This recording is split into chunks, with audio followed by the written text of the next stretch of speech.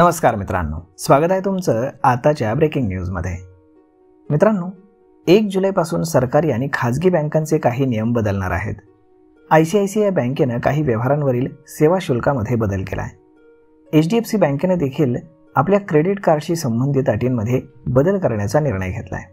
तर Indian bank आपल्या fix डिपॉझिटच्या दरात देखील बदल करण्याच्या तयारीत आहे। त्यासोबतच 1 जुलैपासून क्रेडिट कार्डच्या पेमेंटच्या नियमांमध्ये देखील काही बदल होणार आहे आणि याचा थेट परिणाम बँकेच्या ग्राहकांच्या खिशांवरती होणार आहे। तर मग चला जाणून घेऊयात की काय काय घडणार आहे ते। यातील सगळ्यात पहिली बँक आहे ती म्हणजेच HDFC बँक।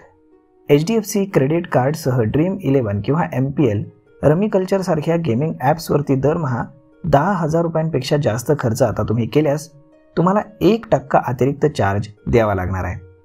हे शुल्क महिन्याला 4,999 रुपयांपर्यंत मर्यादित असेल। यासोबत या व्यवहारांवरती रिवॉर्ड पॉइंट्स देखील मिळणार नाहीत।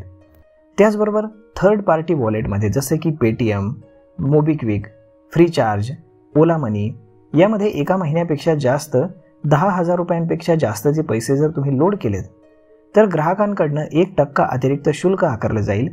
यामध्ये शुल्क मर्यादा ही महिन्याला 4,999 रुपयांपर्यंत असेल। त्यानंतर आता युटिलिटी बिलावरही चार्ज लागणार आहे। जर तुम्ही तुमच्या HDFC क्रेडिट कार्डद्वारे एका महिन्यात 50,000 रुपयांपेक्षा जास्त युटिलिटी बिल्स म्हणजेच वीज, पाणी, गॅस इत्यादी भरत असाल तर तुम्हाला आता 1% अतिरिक्त शुल्क भरावं लागेल। इथे देखील शुल्काची कमाल मर्यादा 4,999 रुपये निश्चित करण्यात आली आहे। तर इंधनासाठी 15,000 रुपयांपेक्षा जास्त रकमेच्या व्यवहारांवरती 1% शुल्क आकारण्यात येणार आहे। त्यानंतर क्रेडिट कार्ड आणि बिल पेमेंटमध्ये देखील काही बदल करण्यात आलेत। क्रेडिट कार्डच्या बाबतीमध्ये रिझर्व्ह बँकेचे नवीन नियम हे 1 जुलैपासून लागू होतील। यामुळे क्रेडिट कार्डच्या नियमांमध्ये देखील काही बदल होणार आहेत।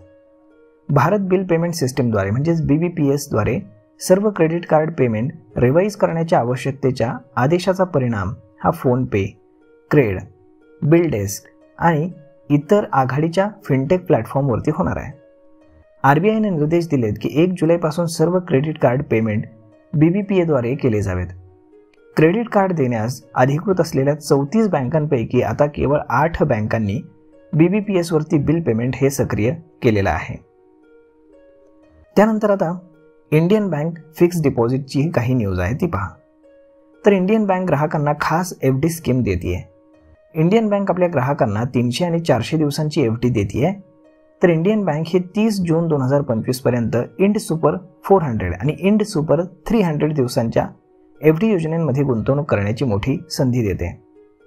ही एक खास FD कॉलरेटरल FD आहे। कॉलेबल FD म्हणजेच तुम्हाला वेळेआधी पैसे काढण्याचा यामध्ये पर्याय मिळतो। तर मग मित्रांनो, अशा पद्धतीनं 1 जुलैपासून बँकिंगचे काही नियम हे बदलणार आहेत। यावरती आपलं मत काय हे तुम्ही आम्हाला कमेंट करून नक्कीच सांगा। आणि जर हा व्हिडिओ तुम्हाला आवडला असेल तर आपल्या जवळच्या मित्रमंडळींसोबत देखील हा व्हिडिओ तुम्ही शेअर करायला विसरू नका। धन्यवाद।